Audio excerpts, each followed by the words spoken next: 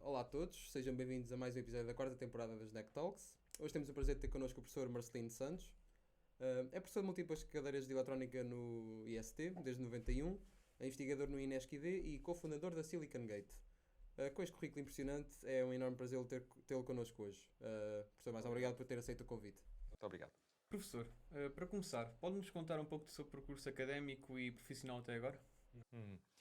Então, o meu percurso académico iniciou-se, eu acho que foi um pouco por uma questão, não foi uma escolha consciente, enquanto que há pessoas que dizem que decidem logo que querem ser professores universitários, não foi o meu caso.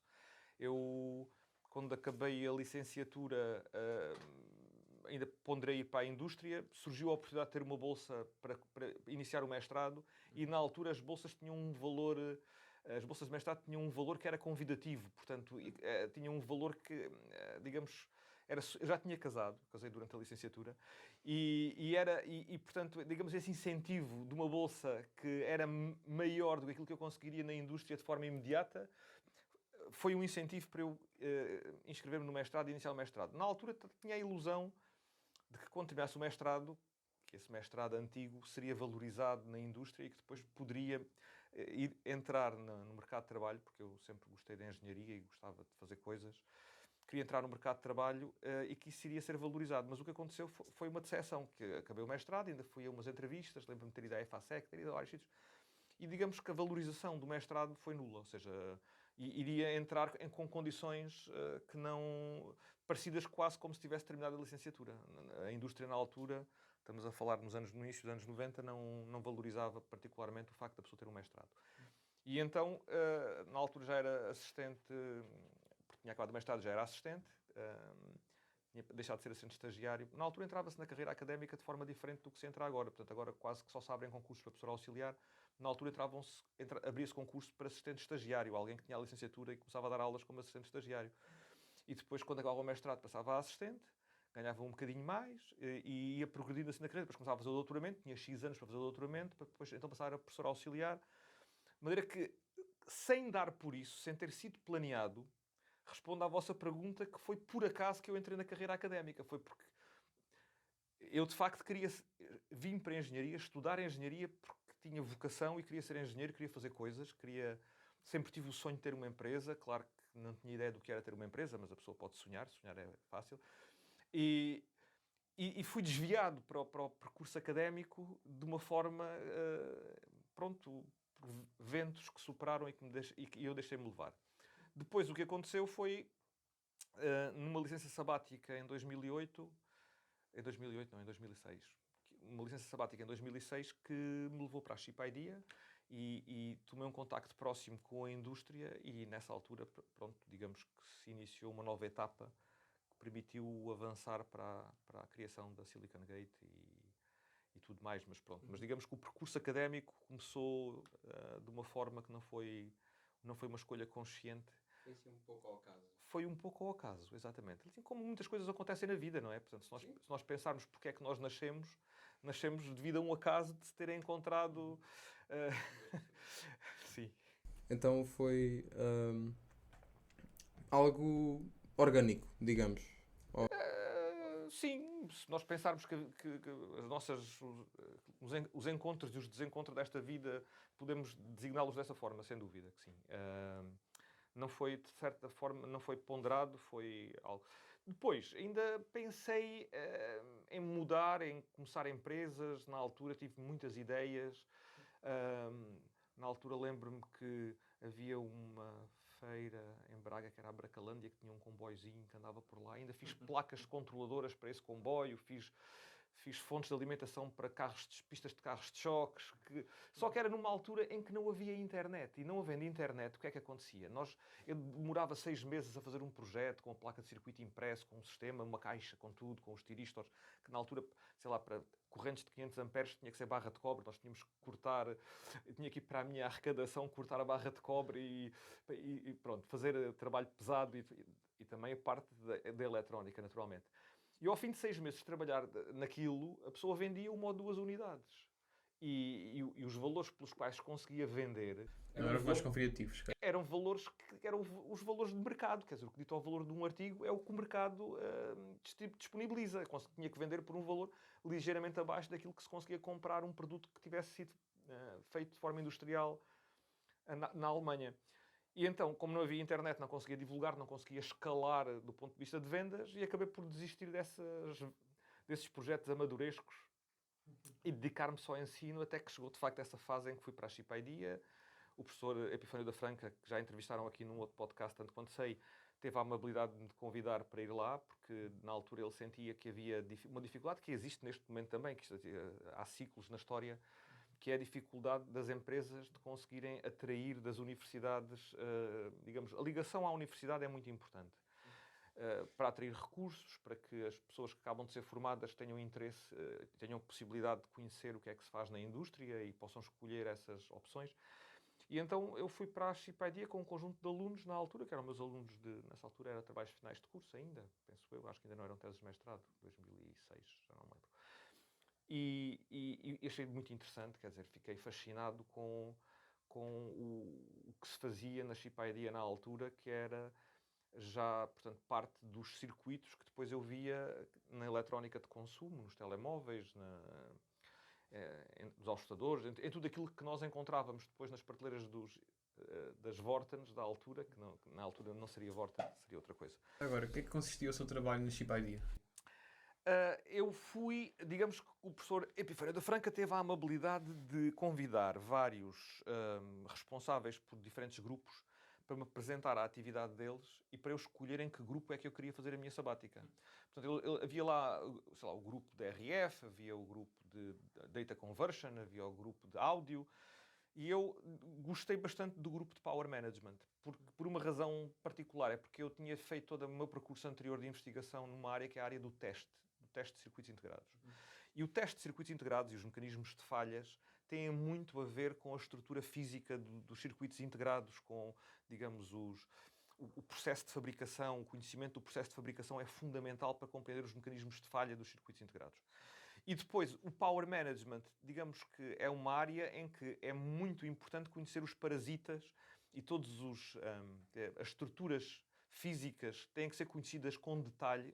E eu esperei e confirmei que o conhecimento que eu trazia de trás da área do teste era muito útil do ponto de vista de entrar na área do Power Management com, digamos, mais à vontade do que se eu fosse para uma outra área onde os conhecimentos que eu precisaria de trás não eram tanto da tecnologia em si, mas poderiam ser de outras áreas, como, sei lá, se fosse Data Conversion seria mais processamento de sinais, processamento digital de sinais, seriam áreas diferentes. Sim. Ok. Eu tenho uma pergunta para si que tem estado aqui dentro de mim nestas últimas semanas, que como seu aluno nas aulas de microeletrónica, dá para ver que tem uma grande paixão pela área, pela eletrónica. Quando é que isso surgiu? Como é que isso surgiu? Diga-me se estou errado. Não, é totalmente verdade. Isso surgiu para eu ir ao fulcro, mesmo à semente da coisa. Eu tenho que recuar até à idade em que eu devia ter 6, 7 anos e numa biblioteca descobri um livro onde se ensinava a acender uma lâmpada com uma pilha. Portanto, com uma pilha, e a pessoa com 2 fiozinhos conseguia fazer acender uma lâmpada. Um livro muito básico de eletricidade. E devia estar feito com imagens que cativavam e que mostravam como é que era o processo. De forma que eu, sem ter experiência nenhuma, nem compreender o que era uma corrente elétrica ou uma tensão, o que quer que fosse, consegui olhar para aquilo e perceber que pilhas, eu percebo que os rádios têm pilhas, que as lanternas têm pilhas, lâmpadas destas, eu já tinha visto lâmpadas daquelas nas lanternas, conhecia casas em Beja, na minha cidade natal, conhecia casas que vendiam pilhas e que vendiam lâmpadas e que vendiam fios e fui comprar um pedacinho de fio elétrico, uma pilha, uma lâmpada e depois comecei a espetar pregos numa tábua para fixar a pilha, para fixar a lâmpada, para ligar com os fiozinhos e a lâmpada acendeu. Aquilo para mim era uma coisa maravilhosa.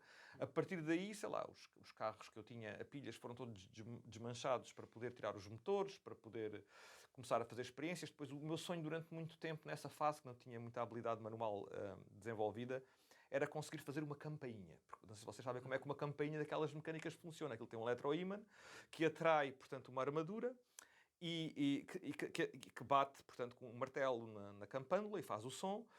E depois, quando isso acontece, interrompe o circuito, o movimento interrompe o circuito e liberta, e o facto disto acontecer de forma repetida faz o trim das campainhas dos telefones e das portas que nós conhecíamos antigamente. E eu achava aquilo fascinante, queria fazer uma coisa dessas, só que os materiais que eu tinha para construir o eletroímã tinham muito magnetismo residual e, portanto, o que acontecia era que aquilo atraía e depois não largava. Não tinha um núcleo macio, de ferro macio, capaz de desmagnetizar rapidamente. E então, lembro-me de ter imensas experiências a tentar pôr a funcionar uma coisa tão básica quanto uma campainha. Claro que depois a coisa evoluiu e comecei a achar que o que era engraçado era a eletrónica, porque comecei a perceber que havia uma coisa chamada transistores, portanto, que havia rádios, que havia coisas. Comecei a ficar motivado para entrar mais nesse nível de detalhe. Na altura havia uma revista que se comprava mensalmente, que se publicava mensalmente, que era a Elector. A Elector Eletrónica era uma revista que eu devorava. Portanto, na altura, lembro-vos que não havia internet. Portanto, o acesso à informação nós não conseguíamos, só se conseguia estudar através de acesso a livros ou a revistas para conseguirmos ver o que é que... Eu, crescendo em Beja, tinha a dificuldade acrescida de não conseguir ter acesso a lojas que vendessem componentes eletrónicos. Havia uma loja de componentes eletrónicos em Beja, ou duas, mas quer dizer, com muito poucas escolhas. A maior parte das coisas eu lembro-me que encomendava do Centro Eletrónico de Coimbra. Portanto, havia uma loja em Coimbra que vendia por correspondência e a pessoa podia escrever, encomendar coisas e depois pagava a cobrança nos correios, recebia os componentes e era... Pronto, e então acabei por ir aprendendo. Em Beja, na escola secundária, não havia eletrónica, só havia eletricidade, portanto tive que tirar lá a área de eletricidade e não no secundário, no ensino secundário. Mas, no entanto, eu gostava tanto de eletrónica que fiz um curso de eletrónica por correspondência. E esse curso de eletrónica por correspondência, na altura, ainda era dado a válvulas, estava desatualizado e ainda era dado a válvulas. De maneira que aprendi válvulas na altura, construí um rádio a válvulas, fiz todo esse percurso. Na altura estava completamente obsoleto. Mas aprendia-se, os princípios eram os mesmos que são que existem hoje, quer dizer, digamos que o tipo... Pronto, tem outro mecanismo de controlar uma corrente com base numa tensão, mas na realidade acaba por ser sempre a nossa... Na eletrónica acaba sempre por estar subjacente a necessidade de uma torneira, não é? De nós conseguirmos ter um mecanismo de controlo de uma corrente maior, pronto, acaba por ser isto, e era a válvula, e agora é o transistor. Foi o transistor bipolar durante muito tempo, e agora é de forma completamente esmagadora o transistor MOS, com o qual eu diria que o transistor MOS revolucionou o nosso mundo de uma forma que eu acho que compararia à invenção da máquina a vapor ou à invenção da roda. Sim, sem dúvida. Porque eu costumo desafiar muitas vezes as pessoas a olharem à volta e tentarem imaginar como é que seria a realidade que nos rodeia se não existissem transistores. É que as pessoas não, em geral, as pessoas não têm consciência de que o transistor muda o design das coisas na medida em que nos proporciona ferramentas de CAD e portanto, as ferramentas de CAD que nós temos para fazer projeto de todos os objetos que nos rodeiam correm em computadores, correm em servidores que precisam de transistores, que todos os materiais que nos rodeiam foram otimizados pela escolha dos materiais, pela forma, tudo. É muito difícil imaginar, quer dizer, se não existissem transistores, claro que existiam pedras, existiam árvores, mas até as árvores seriam diferentes, porque não tinham sido manipuladas geneticamente, porque não teriam... as plantas não teriam sido manipuladas geneticamente, seriam diferentes, a seleção seria outra. O nosso mundo seria completamente diferente. Claro que o transistor desaparece das coisas, mas ele molda o mundo que nos rodeia realmente. Pronto, acho que... O professor já tinha feito essa... Na primeira aula de eletrónica, com certeza. De microeletrónica, na primeira aula costumo falar nisso. E também no Fast Meeting, e desde aí que tenho tentado dar esse desafio às pessoas, de tentar imaginar qualquer coisa que seja que não tenha levado transistores, e as pessoas não têm mesmo noção do que está a passar no mundo. Então dá uma oportunidade de mostrar às pessoas o impacto que aquelas coisinhas pequeninas têm no nosso mundo, e é interessante. É um bom exercício. A engenharia dos materiais, a engenharia genética. Em todo tipo de... Hoje em dia já não deve haver engenharia nenhuma que não leve. Claro. Nenhuma. Sim. Bem, o professor é uma figura de grande relevo na área de eletrónica do IST. nomeadamente por ser coordenador da área científica de eletrónica. Como já mostrou, tem um grande interesse nesta área, já desde Sim, tenho paixão. Eu, como aluno de licenciatura, eu ainda não estou em mestrado, mas pelo menos acho que eu gostava de perceber mais o que é que se faz na área de mestrado de eletrónica. O que é que consiste? O que é que se aprende? Quais é que são as saídas profissionais mais destacadas? Sim. Eu diria que neste momento estamos numa altura em que a área de especialização eletrónica vai iniciar um ciclo ascendente muito grande. Porque enquanto que no meu tempo, quando eu era criança, passava-se do Lego, quem gostava de Lego, porque tinha um modelo mental de algo que conseguia concretizar com Lego. Se quisesse concretizar algo, digamos, mais tecnológico, teria que ir para a eletrónica, porque era uma forma também de criarmos um modelo mental e de conseguirmos concretizar, sei lá, pôr uma lâmpada a piscar, ou depois um LED a piscar, ou fazermos qualquer circuito, um amplificador.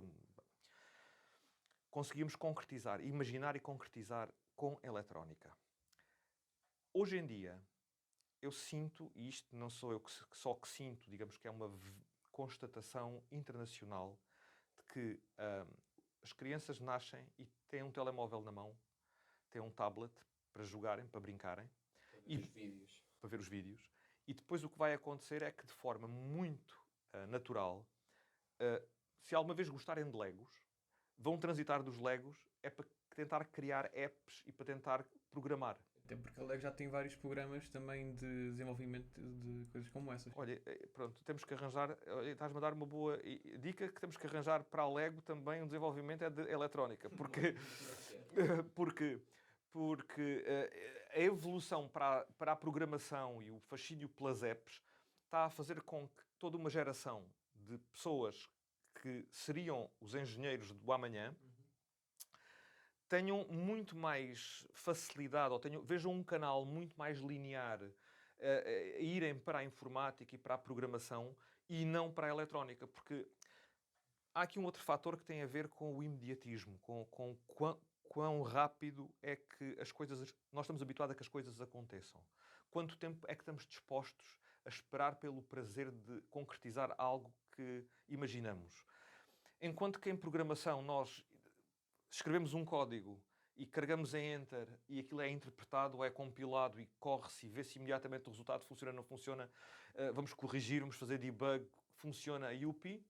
Em qualquer coisa que nós façamos em eletrónica, temos que fazer o esquema elétrico, temos que validar o esquema elétrico, temos que simular, temos que depois ir comprar os componentes, temos que fazer a placa de circuito impresso, temos que soldar aquilo, temos que depois fazer testes. Isto se for em eletrónica discreta, porque se for em microeletrónica, então temos que fazer todo um processo de design e de enviar para fabrico, depois de fazer o layout, depois de validarmos o esquema elétrico, fazermos o layout das máscaras que são necessárias para se fabricar o circuito integrado. O circuito vai fabricar em Taiwan ou algures e temos que esperar meses, 2, 3 meses, 4 meses que o circuito venha e depois temos que fazer todo o setup necessário para poder testar. E, portanto, digamos que num mundo onde tudo acontece a um ritmo alucinante, ninguém está disposto a esperar para concretizar algo num espaço de meses. E então torna-se muito difícil. Só que pessoas tenham vocação clara, só que pessoas que sintam um apelo mesmo pela eletrónica e um fascínio por perceber como é que funciona toda a magia do que está dentro do seu telemóvel, etc., é que respondem a esse chamamento e vão para a eletrónica mesmo.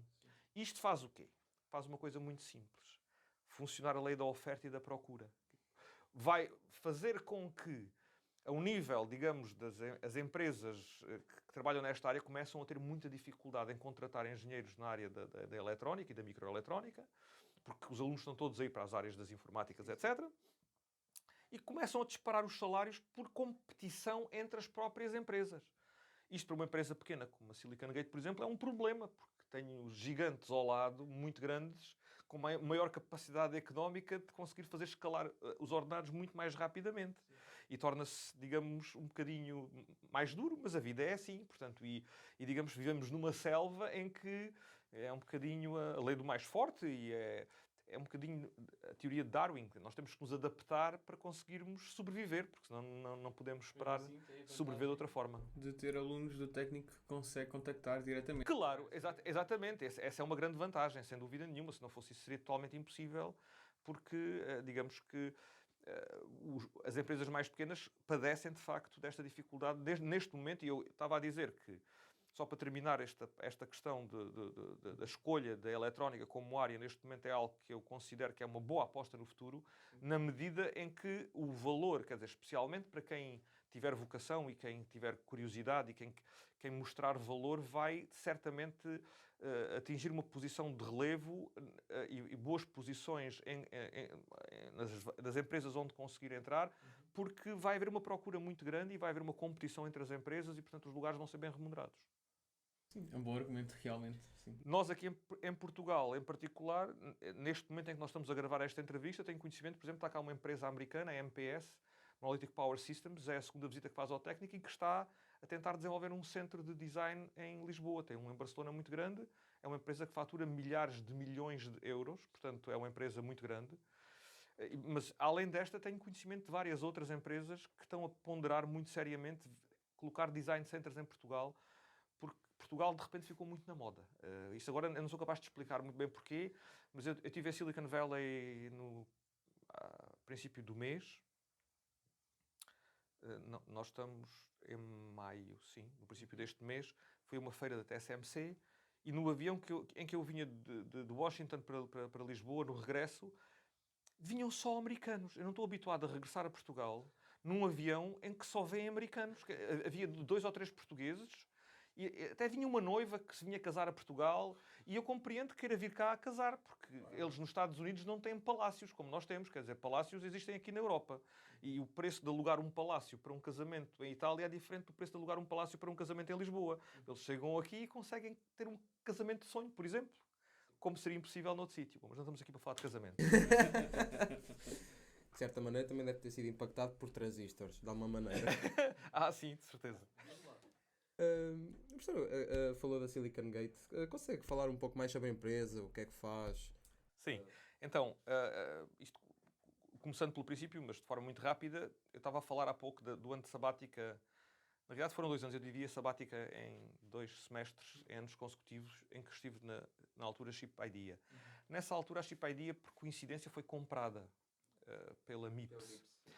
E o que aconteceu foi que a MIPS, na altura, não compreendeu muito bem o modelo de negócio do IP. Porque a Chip Idea fazia o negócio de IP, portanto, Intellectual Property. Portanto, licenciava propriedade intelectual. Portanto, faz projeto de um bloco e licencia o uso desse bloco.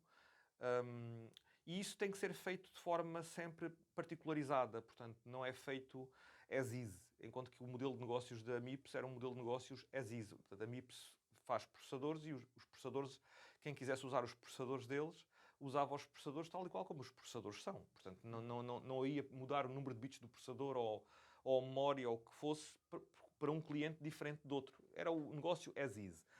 Mas o negócio de IP Mixed Signal, que é o caso de Power Management, portanto, gestão de energia, os blocos de gestão de energia são sempre particularizados para cada aplicação específica. Porque, por exemplo, as baterias de íons de lítio todas têm mais ou menos a mesma gama de tensões de funcionamento, mas depois os circuitos que são alimentados dentro de um telemóvel ou dentro de outro dispositivo funcionam com tensões de alimentação muito diferentes. Depende da tecnologia de alvo, depende também da corrente que o circuito necessita para funcionar, depende da aplicação.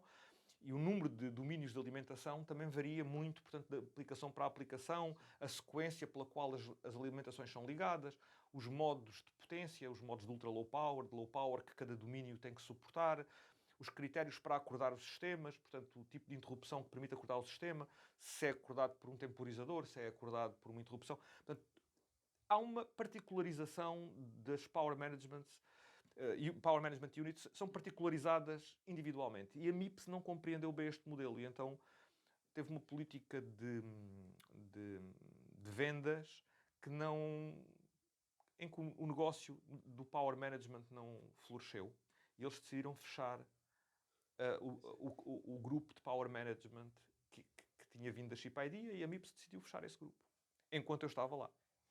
E eu olhei à minha volta e o que é que eu identifiquei? Identifiquei que tinha lá engenheiros com 10 anos de experiência, que conheciam o mercado, que sabiam, portanto, como se faz a especificação, como se escreve uma datasheet de um produto que os clientes compreendam e que percebem que o que se lhes está a oferecer é algo com interesse e com características, portanto, competitivas no mercado. E juntei-me a um conjunto de mais 4 sócios e criámos a Silicon Gate em consequência exatamente deles terem fechado.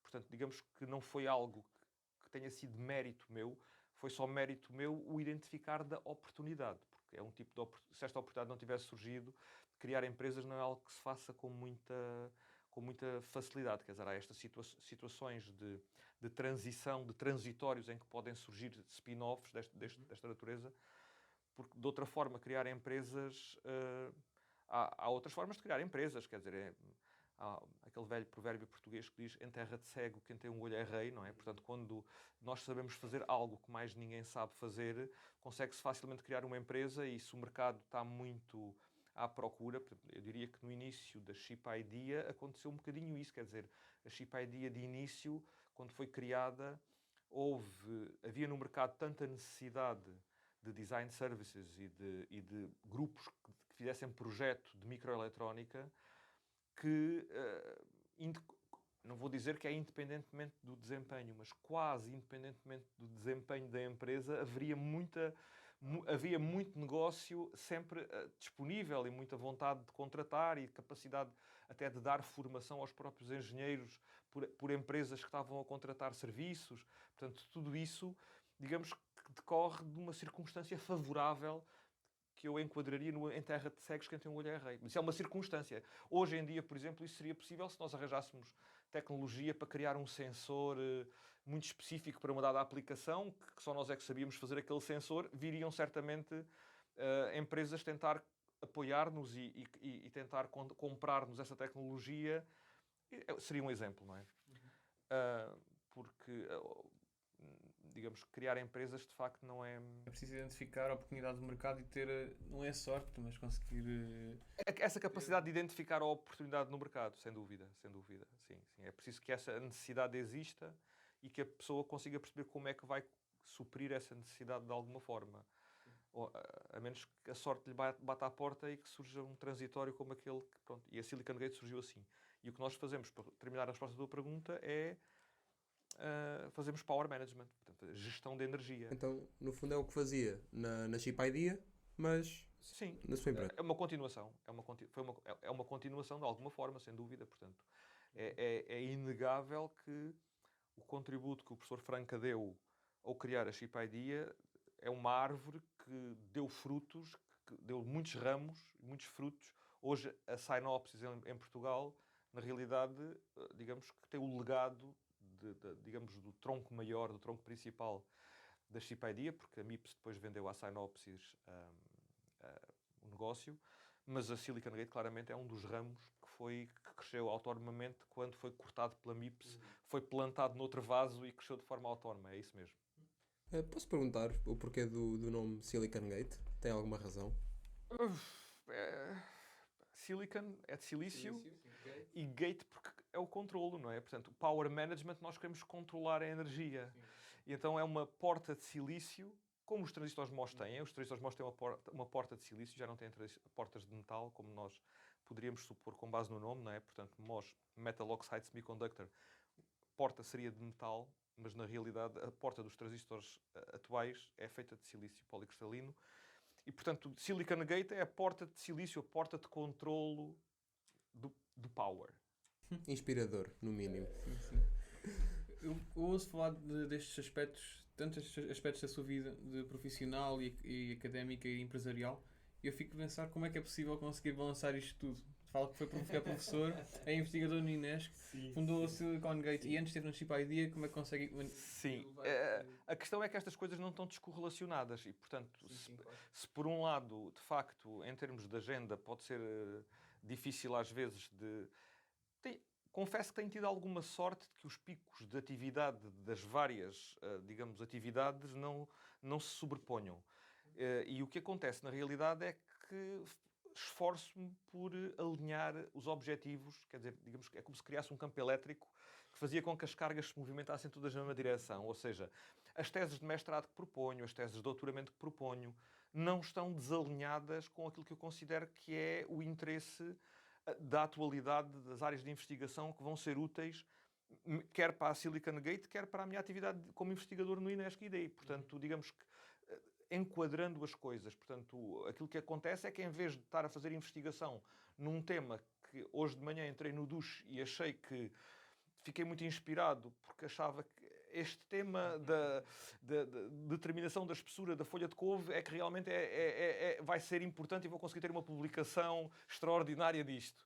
Não, digamos que os problemas decorrem do meu contacto com o mundo real e assim o que acontece de forma natural é que as teses de mestrado, de doutoramento que tenho orientado e que proponho de alguma forma ajudam a responder a problemas da empresa, problemas que eu vejo na área da investigação, de colaboração que tenho com vários colegas e portanto acaba por estar tudo ligado e assim digamos que sinto que tenho o prazer de trabalhar com uma equipa que rema toda na mesma direção. Dentro da empresa, os alunos que estão lá a fazer teses de mestrado ou teses de doutoramento são muito bem-vindos e são vistos como um valor acrescido importante. Sinto que a forma como leciono também beneficia pelo facto de eu ter, digamos, experiência do que se faz no mundo real e do que é pedido aos engenheiros que trabalham na microeletrónica atualmente do ponto de vista de desenvolvimento de circuitos e do que é que a tecnologia oferece e, portanto, sinto que beneficia nos dois domínios. Não, obviamente que é desafiante e que em termos de agenda às vezes é complexo, mas eu considero que o saldo é muito positivo e como estavas a referir há pouco, e muito bem, numa época em que existe muita competição pelos recursos, o facto de eu ter contacto direto com os recursos de uma excelente universidade que é o IST constitui uma vantagem extraordinária que eu naturalmente reconheço. Sim. Ok, interessante. Eu queria falar de um tema que o professor já falou várias vezes da abertura de um laboratório de eletrónica aberto aos estudantes. O que é que o motivou a abrir esse laboratório? Como é que isso irá funcionar? Muito bem. Então, essa é uma pergunta excelente e eu agradeço muito essa pergunta porque está na altura de começar a divulgar de facto essa iniciativa. O que motivou foi a disponibilidade de laboratório. Houve uma reestruturação da licenciatura e a reestruturação da licenciatura que decorreu agora do MEP fez com que uma unidade curricular que antes era oferecida, que era Fundamentos de Eletrónica, deixasse de ser oferecida. O laboratório que estava dedicado a essa unidade curricular, que é Fundamentos de Eletrónica, é um laboratório, um espaço nobre, com um pé direito muito grande, um laboratório com muitas bancadas, que ficou disponível e que ficou, digamos, sem utilização. E eu, como coordenador da área científica, era responsável por encontrar uma nova função, uma nova finalidade para aquele laboratório. Paralelamente, apercebi-me que havia vários núcleos no IST, como o Formula Students, como o Solar Boat, o TL Moto, como o Fuel Cell,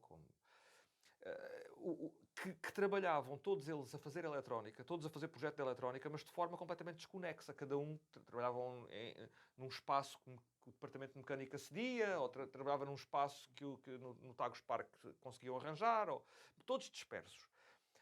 E é aquele conceito de tentar agrupar, porque se conseguíssemos juntar os vários núcleos num mesmo espaço, eu até me atrevia a sonhar um bocadinho mais alto, que era se conseguíssemos divulgar junto de todos os estudantes de Engenharia Eletrotécnica e Computadores e de outros estudantes, todos do técnico, que existe um espaço onde eles podem, se quiserem comprar um kit e que quiserem ir montar o kit, pode ter um espaço onde podem soldar, onde podem testar, onde tem fontes de alimentação, onde tem osciloscópio, onde tem multímetros, onde tem todo o equipamento e digamos, estão rodeados de colegas que estão cada um a desenvolver o seu tipo de projeto, por forma a criar, digamos, interação entre os vários grupos. Por exemplo, apareceu-me um aluno de física tecnológica que está a tentar desenvolver um projeto. Começou a desenvolver um projeto para uma cadeira de fazer ruído branco com o objetivo de gerar números aleatórios, depois com esse ruído branco gerar números aleatórios. E não sabia como é que havia de fazer uma placa de circuito impresso, como é que podia testar, como é que podia... Encaminhei para este laboratório. Está numa bancada ao lado de um grupo de Fuel Cell que tinha acabado agora de fazer uma placa de circuito impresso. Agora é só por questão de pô-los a conversar. Com que software é que desenhaste a placa de circuito impresso? Onde é que a fabricaste? Quer dizer, aí da interação, claro que os professores podem responder às perguntas, mas eu acho que da interação pode resultar também uma mais-valia e, portanto, queria que este espaço funcionasse desta forma. Regras de funcionamento. O espaço vai ser de livre acesso, só sujeito a uma condição que é, portanto, tem controle de acesso por cartão, não é? Portanto, tem que ter controle de acesso com o cartão do técnico. O cartão do técnico é o controle de acesso. E o espaço está sob videovigilância para garantir que as bancadas ficam com o equipamento e com tudo arrumado no final de ser utilizado. Portanto, só isso. Neste momento já temos ferros de soldar, estações de soldar, temos tapetes antistáticos, candeeiros com lupa, e vamos comprar mais equipamento à medida que ele se for tornando necessário para equipar e dar resposta, tentar fazer com que estes vários núcleos consigam coabitar com projetos individuais, com teses de mestrado. Também temos lá teses de mestrado a decorrer. Portanto, o espaço é grande, tem 12 bancadas e espero que comece a ser utilizado de forma regular. Então não seria bem um laboratório de... Sim, quer dizer, seria um laboratório de eletrónica, mas seria mais um espaço aberto, uma sala comum para os amantes de eletrónica, digamos. Sim. Amantes, entusiastas de eletrónica. Eu chamaria isso um laboratório de eletrónica do IST. É um nome ambicioso, laboratório de eletrónica do IST. Do IST, ok. Do IST, da comunidade toda do IST. Essa seria a minha ambição. Tem alguma noção de quando é que começaria a disponibilizar o acesso a este laboratório? Neste momento já está aberto, já são grupos a usar. Como eu referi ontem, por acaso tivemos a visita do Presidente do Departamento, que quando foi visitar o espaço, estava lá este aluno de Física Tecnológica a fazer o seu circuito que gera ruído branco e gera números aleatórios, e estava o outro grupo de Fuel Cell que estavam agora também em testes. O que eu espero que aconteça, e conto com a ajuda do Núcleo de Engenharia Eletrotécnica e Computadores, é para quando se distribuírem os kits do próximo ano acho que é o Raspberry Pi que vão dar, ou é o Arduino? É o Arduino.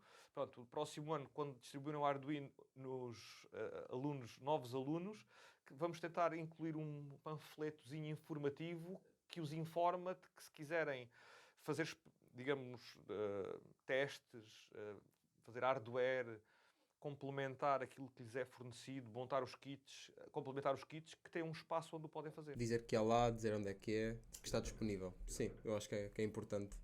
Porque eu pessoalmente, quando entrei no técnico, eu senti um pouco essa falta. Tanto senti essa falta que das primeiras coisas que fiz, logo a seguir a ter sistemas digitais, foi ir à procura de kitzinhos que pudesse comprar para ter a minha bancadazinha em casa. Um ferrozinho de soldar, umas breadboards, resistências, condensadores, todo um set para... Pronto, acho que faltava algo assim, algum laboratório aberto, um espaço aberto. Por isso acho que é uma iniciativa excelente e só tem a acrescentar valor à nossa instituição. Excelente, fico feliz que penses assim. Digamos, também o que me inspira é pensar que os alunos de informática têm sempre disponível um computador no centro. Os alunos de eletrónica também deviam ter sempre disponível material de eletrónica para poderem trabalhar. Nem mais. Professor, eu acho que não temos assim mais nada para lhe perguntar. Tens alguma coisa? Não, acho que foi muito interessante, sim. Damos-lhe só uma oportunidade, se quiser, para se dirigir diretamente aos nossos ouvintes, para dar algum conselho, uma dica, algo que ache interessante, partilhar, qualquer coisa. Olha, coisa para partilhar. Olha, o ensinamento mais importante que já recebi na vida, posso partilhá-lo, é que nós temos que pedir 3 coisas a Deus. A Deus, ou ao destino, depende daquilo em que se acredita, não é? As 3 coisas que temos a pedir é força para mudar o que podemos, paciência para aceitar o que não podemos mudar e sabedoria para perceber a diferença. Isto é muito, muito importante. Isto é mais importante. Isto não é importante só do ponto de vista profissional. Isto é importante do ponto de vista da nossa vida. Por exemplo, perante uma doença de um ente querido, uma pessoa muito próxima, eu lembro-me de estar muito ansioso e em grande sofrimento, até o momento em que eu percebi que não estava na minha mão mudar o destino. E consegui controlar e racionalizar muito mais e tornar tudo mais aceitável quando a pessoa percebe que não pode mudar aquilo que nós não podemos mudar, só temos que aceitar. isto é muito importante, porque eu vejo à minha volta muitos, até do ponto de vista laboral, muita gente a tentar gastar muita energia a tentar mudar o que não dá para mudar. O que não der para mudar é uma condição. É uma condição com a qual temos que viver. E temos que canalizar energias para aquilo que podemos mudar. Isto é o meu conselho, a minha recomendação. Eu percebo que nem sempre conseguimos pôr isto em prática, mas quando sentirmos que a ansiedade começa a crescer, quando sentimos que estamos a perder algum tipo de... estamos a perder o conforto, estamos a ficar muito desconfortáveis, tentar perceber se é por algo que podemos mudar ou não. Isso pode apaziguar muito o nosso espírito. Palavras sábias de um homem sábio. Obrigado, Francisco. Não se esqueçam de subscrever o Neckist na plataforma onde nos estiverem a ouvir, para não perder o próximo episódio das Neck Talks. E se tiverem sugestões para os próximos convidados, deixem nos comentários ou enviem mensagem para o nosso Instagram, @Neckist. Até à próxima! Obrigado por ter vindo, professor. Obrigado. Obrigado.